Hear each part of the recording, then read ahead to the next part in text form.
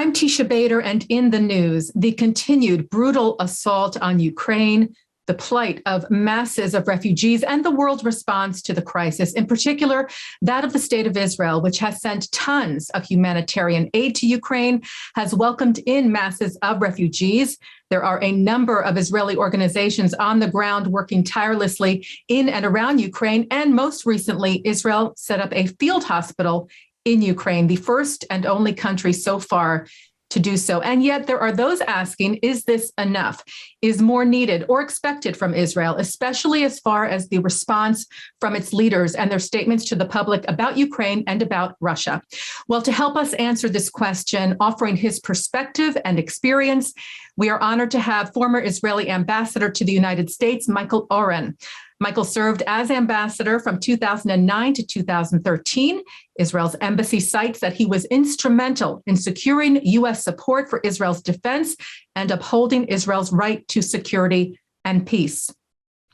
Michael is also a best-selling author, and we thank him so much for joining us here on JBS. Thank you, Michael. Always good to be with you, Teisha. Thank you.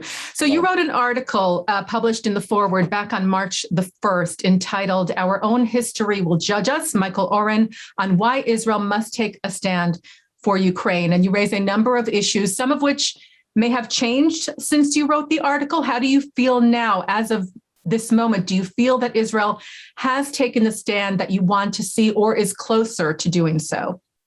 It's closer. Let's put it this way. We're not quite there. I've had this position now for several weeks since the onset of the Russian invasion of Ukraine. And my strong feeling was that for political reasons, diplomatic reasons, strategic reasons, and above all, moral Jewish reasons, Israel had to take a different position. Our position was one of neutrality. The explanation of the government was that we needed to be neutral in order to ensure a continuation of our ability to maneuver in the skies over Syria. The Iranians are trying to transform Syria into a forward military base to be used against Israel. Russia is basically an occupation of Syria. So in order to strike at Iranian targets in Syria, we have to coordinate very closely with the Russians. And that required us to be neutral when Mr. Putin decided to invade Ukraine. So that was the principal strategic reasons. There was diplomatic reason. Prime Minister Naftali Bennett wanted to serve as a mediator. And the fact of the matter is we have had an open and close channel with President Putin for many years. During the time when I was in Washington, representatives of the US administration would come to me and ask me, what is Putin thinking? Because we had closer relationship with Putin. And then there are also Jewish reasons. There are 200,000 Jews in the Ukraine, 800,000 in Russia. In Israel, between 1 out of every 7 and 1 out of every 5 Israelis speak Russian. Strong cultural affinity. We have to ensure Israel's ability to continue to operate in Russia, in Ukraine. Israel operates schools, senior citizen homes, and we fear that type of support would not be able to continue if Israel were other than neutral. So I want to give you the government's explanation, and now I'll tell you why I think it's wrong, and still do think it's wrong. One of the reasons has to do with, first of all, why are we so afraid of the Russians in Syria? We've seen that the Russian army is not the juggernaut that everyone seems to think it is. In Syria, there are all of 4,300 Russian soldiers, several dozen warplanes. The Israeli army is more than twice as large as the British and French armies combined. I think if anybody has to be afraid of anybody, the Russians should be afraid of us. Moreover, the Russians don't want the Iranians there either. The Iranians are in Syria for one purpose and one purpose only, and that is to drag Syria into a war with Israel. Russians don't want that. Hey, the Syrians don't even want that. So we're actually doing their dirty work. They have no reason to try to interfere with our actions against Iranian targets in Syria. There are the diplomatic reasons. Israel needs its friends in the world, especially on the eve of a possible renewal of an Iranian nuclear deal, which will endanger our security. We need all the moral capital we can muster. We've had some of our prominent friends in the United States, Lindsey Graham, the senator from South Carolina, has come out and criticized us quite harshly for being neutral. And we're going to need Lindsey. We're going to need other friends in Congress and throughout the American media. The image of an Israeli prime minister being the only Western leader to sit and shake hands with Vladimir Putin, who's regarded as a war criminal, is not the picture we want to be shown around the world. And we want to be with the good guys. We don't want to be with the bad guys. And that's a problem. Well, I want to ask you about, yeah, go ahead. Please. The last thing is the Jewish issue. We are not like any other state. We are the Jewish and democratic state of Israel.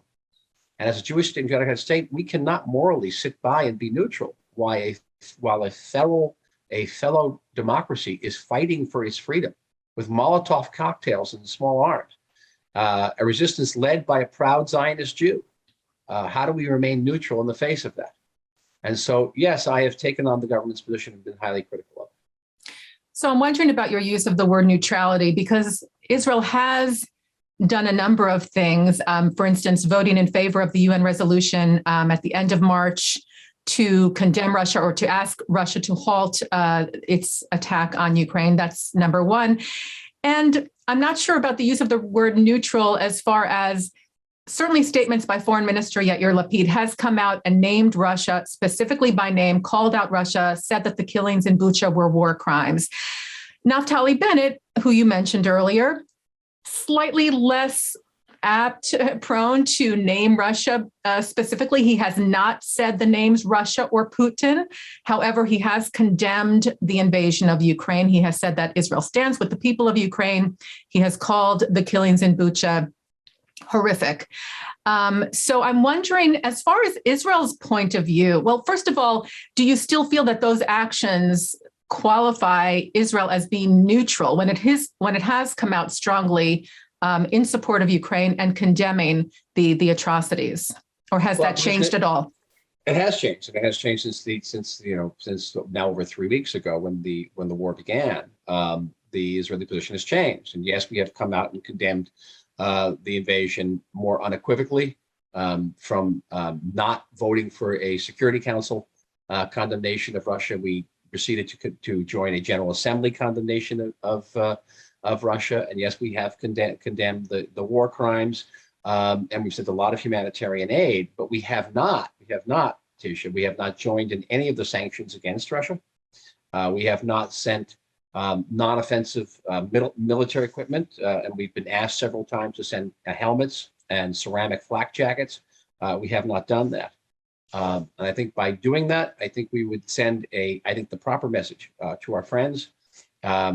We would be able to look ourselves in the mirror, which I think that Vladimir Zelensky is holding up in front of us, and not see in that image a country which is frightened and self-centered. Interesting, you mentioned the flak jackets. I did read a report this morning, and you probably know more about this than I do, that the Israel's foreign ministry said it is once again considering sending flak jackets and such defensive, as you mentioned, it's for some reason, it counts as military aid, but we all know it is defensive. You put on a flak jacket, you can't hurt anyone with it, you're protecting yourself. So do you think that there's a chance that Israel might now approve such supplies to Ukraine? I think so. I do. I just spoke to a friend who returned from a humanitarian mission, an Israeli humanitarian mission in Ukraine. He says that the drivers who are driving, vital supplies, medical supplies, are begging Israel for flak jackets and helmets. I don't know how morally we can withhold that. The other question is, it seems to me that even if Bennett is not naming Putin by name, it's clear when he condemns what's happening in Ukraine that that's against Russia, right? So what is really the difference perhaps in Bennett's mind or in Russia's mind? Isn't it obvious what Israel's position is? And what is the thought that this would be too much? If we do X, it will be too blatant that we're against Russia. Isn't it already clear that Israel is condemning the atrocities? We're condemning in words. The question is whether we're condemning in actions. And that our friends want to see that we're condemning in actions. And it's not an easy policy. Don't get me wrong. There is among a certain segment of the Israeli population, how should I put this? No deep love for Ukraine. I've been stopped in the street by Israelis who say, "How can you call for us to support Ukraine? This is the most anti-Semitic country in history, with a vast amount of Jewish blood on its hands, collaborating with the Nazis." Massacring us in the 17th century. My own family fled Ukraine for the United States. They fled the pogroms, and my grandparents told me about the pogroms in Ukraine. They remembered them as children. So yes, it's shortly after completing my service in the Israeli army, I was sent to work underground with the Zionist refuseniks in the Ukraine, and I encountered Ukrainian anti-Semitism up front. The Ukrainian KGB was viciously anti-Semitic, viciously anti-Semitic. So I saw it up front, and so it's not. I say this not with alacrity, not with any ease. Still, Ukraine has changed, and again, it is a fellow democracy. It is fighting for its freedom. It is suffering massacres. This resistance is being led again by a proud Zionist Jew. He once, Mr. Zelensky, seriously considered moving to Israel in the early 1990s. And I just think we have to be able to look ourselves in the face, in that mirror that Ukraine is holding up to us. But I think you would agree. You mentioned people perhaps not being supportive in Israel. I think from what I've heard and seen, the majority of Israelis are strongly supportive of the people of Ukraine, sending over their own coats and supplies and doing what they can. We had Dr. Dorit Nitzan on recently talking about the incredible volunteer efforts of medical professionals in Ukraine who are just picking up their lives and going there to do whatever they can. I think that reflects the majority of the people of Israel, certainly. I want to just mention, I read this today as well, that the foreign ministry released a statement. Lapid and Defense Minister Benny Gantz met with about 80 ambassadors today for a press briefing. And again, this is a quote, emphasized Israel's condemnation of the Russian invasion of Ukraine. That is, I think over the last couple of days, that has become more of what we're hearing out of the Israeli government. It's excellent. It's very good. It's not enough. It's not enough. Okay. Gilad Kariv actually. Deeds, Teisha, not just words. No, I understand. And speaking of deeds, Knesset member Gilad Kariv, who is a Reform rabbi as well as serving in the Knesset, called for Israel to join in imposing sanctions. Is that a realistic, is Israel even in a position where such a measure, what would that look like if Israel decided to join the countries imposing sanctions on Russia? Well, it could be anything. It has to do with banking transactions. It has to do with purchasing Russian wheat or Russian energy. It could take many faces. We don't have to join all the sanctions, but I would recommend that we join some. Let me ask you this. So if Bennett is really eyeing the role of mediator, let's say that this is actually a real possibility that Israel could serve as a mediator between Russia and Ukraine. In order for that to happen, as you mentioned, it would be important, as you mentioned in your own experience, serving as ambassador, to maintain somewhat warm relations or civil relations between Russia and Ukraine and Israel, in order for Israel to serve in that role of mediator. So how does Israel hold on to that possibility, which would be obviously incredibly important if Israel could help end this horrific war, and at the same time take some actions that you're asking for it to take? Can those two things coexist? So first of all, I don't know how realistic it is, and I actually don't know how actually beneficial it will be for Israel in the long run to be a mediator. First of all, the chances of successfully mediating at this stage are negligible, but much bigger actors are stepping in. France, the actual negotiations are taking place in Turkey.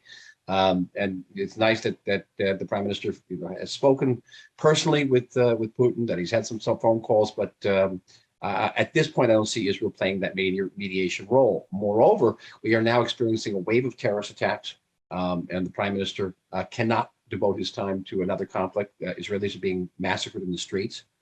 And as of this morning, it's not certain that the prime minister even has a government. So he's got to have his hands completely full with other things and not dealing with this crisis. Even if all things were changed, if we weren't experiencing a wave of terror, if we weren't experiencing political upheaval at home, you have to ask yourself, okay, what price would Israel pay? Would it justify even the possibility that Israel could succeed as a mediator? Because the price, again, is going to be support from our friends at a time when we really need it to counter the Iran nuclear threat. We have to think about American Jews, who I'm sure are passionate in their support of Ukraine, and then looking at Israel and saying, I get emails all the time saying, how could you do this, constantly do this? How can you be neutral? So at a time when we have to really think about how we can strengthen our ties with the American Jewish community, our neutrality, or indeed, if not in word, could put additional strains on our relationship with American Jewry. As far as just the world response, let's just talk for a moment about the United States. Do you think the U.S. is doing enough in this responding to this? I think America is doing what it can, put it that way. I think that the American people will not support military intervention, and that's just a fact. Mr. Putin knows that, and he knows even if his army hasn't performed up to the standards that he had hoped, he knows he has an infinite timeline. And because there's no military option on the other side. So he can continue to basically beat the Ukrainians down. I think one of the interesting barometers to watch, Teisha, is not what's happening on the battlefield, but what's happening in the negotiations and which side is conceding what to whom. And right now, Zelensky's doing all the concessions. And that's telling you about something that's really happening on the battlefield, in spite of the great heroism of the Ukrainian army and the Ukrainian people.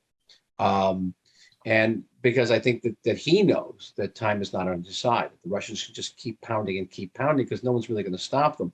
There's a question about the efficacy of the sanctions. The ruble has bounced back.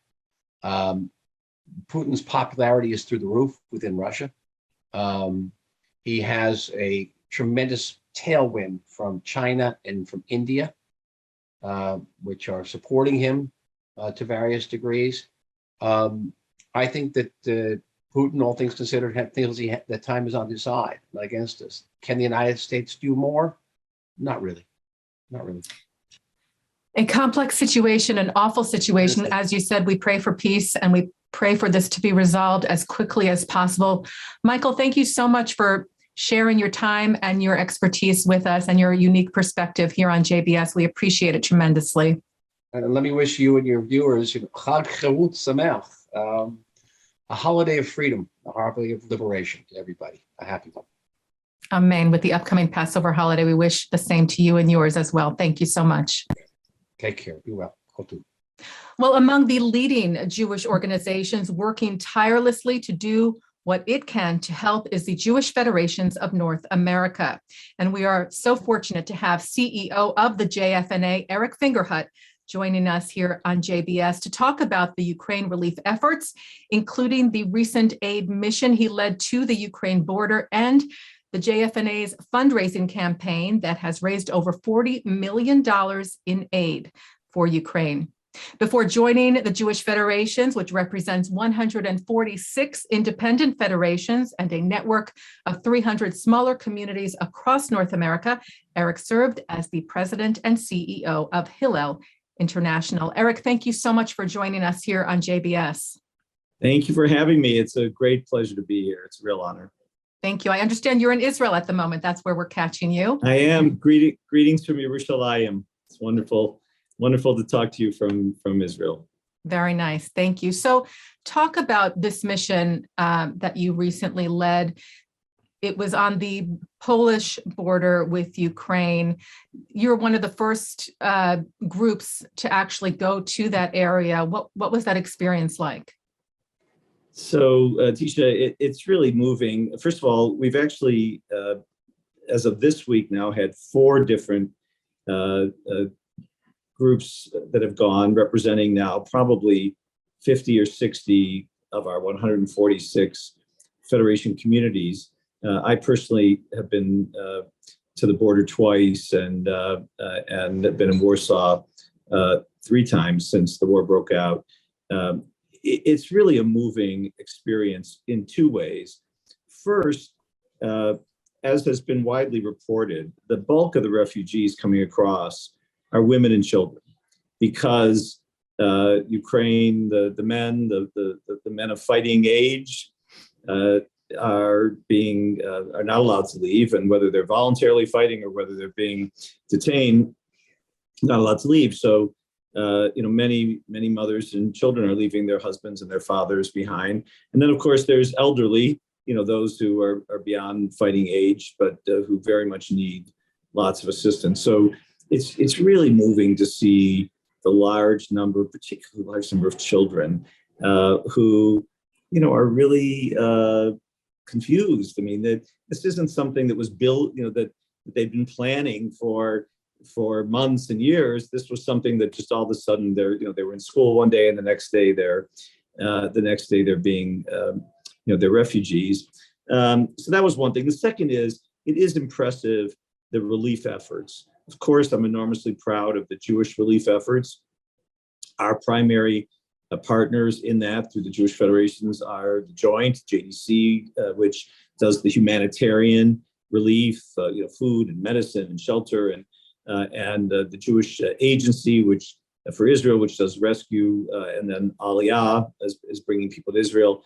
They are enormously impressive in the work that they're doing on the ground, but as well many other organizations. You mentioned I was the head of Hillel, and there's Hillels in all around the region that are helping take care of the Hill in Warsaw turned themselves into a childcare place, to help take care of the kids.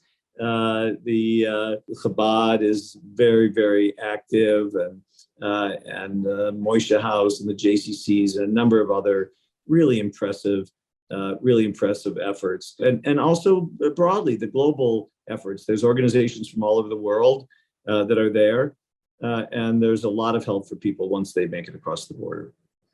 And I know you've been strongly advocating, Eric, for countries to take in these refugees. Tell us about those efforts and what you think people really need to know. We see things on the news, we see photographs and images. You were there in person. Did you speak to any of the refugees? What did you feel? What was sort of their state of mind? And what do you want people to really know about how dire this situation is? Well, certainly, I'm a citizen of the United States, and our federations are located both in the US and Canada. And we have been representing the Jewish community, strong advocates for our countries to accept as many refugees as we possibly can. The countries in Europe have actually been quite good so far about allowing people to stay in the countries. I believe they've extended, normal typical visitor visas to they've told me that up to 18 months they can stay while they're figuring out where they want to go permanently. The answer to your question about what the mood is, first of all, you have millions of refugees. And again, I think it's important for this audience to know that while obviously there's a large number of Jewish refugees, the Ukrainian Jewish community was one of the larger Jewish communities in the world. We estimate about 200,000. Of course, they all haven't left, but a large number have. But we're talking a tiny percentage ultimately of the millions of over 4 million refugees that have left Ukraine to this date. And this is not a crisis. It's a crisis that's impacting Jews, but it's not a crisis directed at Jews. Unlike so many other experiences of our history. And so we have the ability to look broadly at how we can also be of help to the broader community, to take our Jewish values of being Or LaGoyim, of being a light to the nations, and helping as many as we possibly can. And what you see when you're in the major cities surrounding the Ukrainian border, obviously I spent a lot of time in Warsaw, but the same thing's true of Budapest and in Romania and in Moldova, is huge numbers, again, of women and children.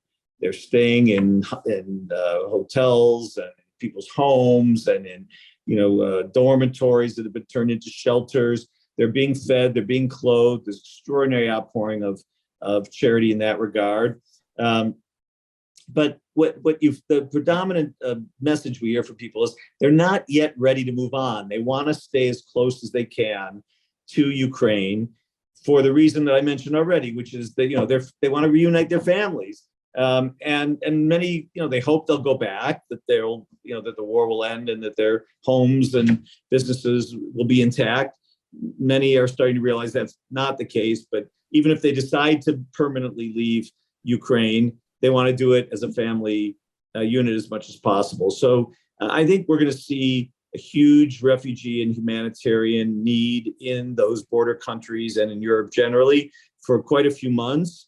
And then we'll start to see more and more deciding what their final destinations are. I think we will see more Ukrainians coming to North America as the months go on.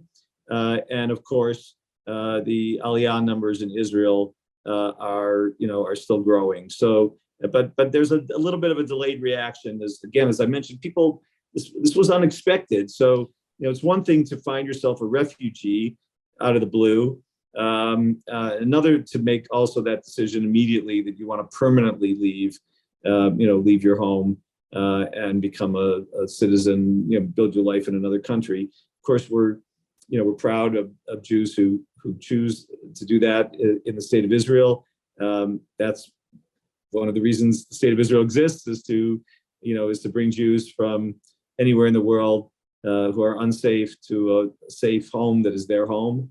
I was just today at the Welcome Center for Ukrainian refugees in Jerusalem at the Nefesh B'Nefesh headquarters, where the Ministry of Absorption and other relevant ministries have set up a one-stop shop where you can go around and get your health card and your employment card and your bank, authorization, all sorts of things.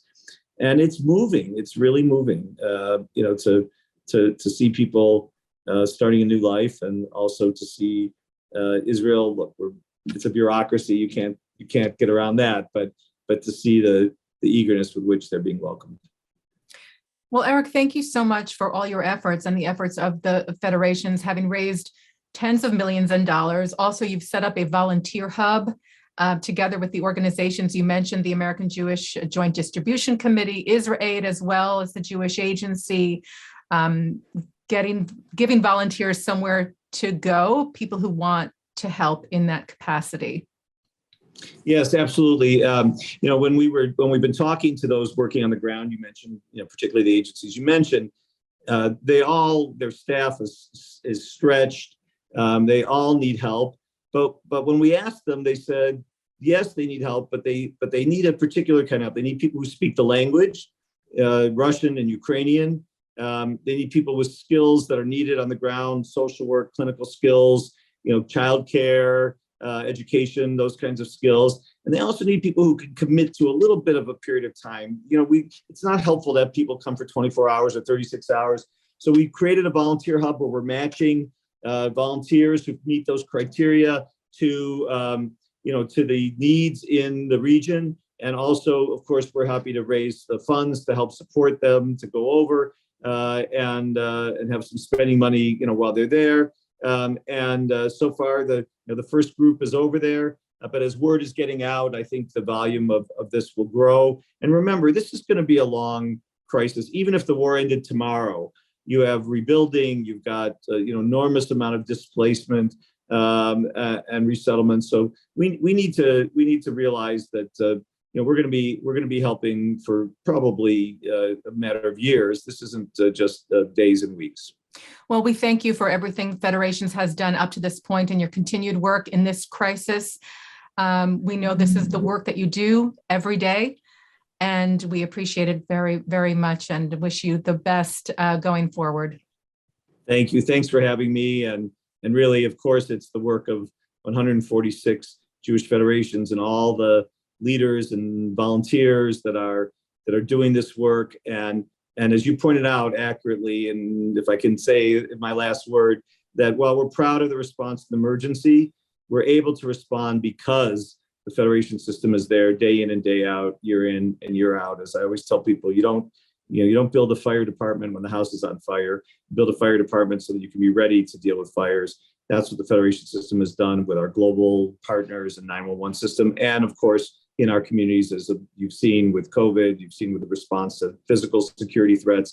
This is the work of our Jewish Federation system. And I couldn't be more proud to be associated with these wonderful people across 146 Jewish communities.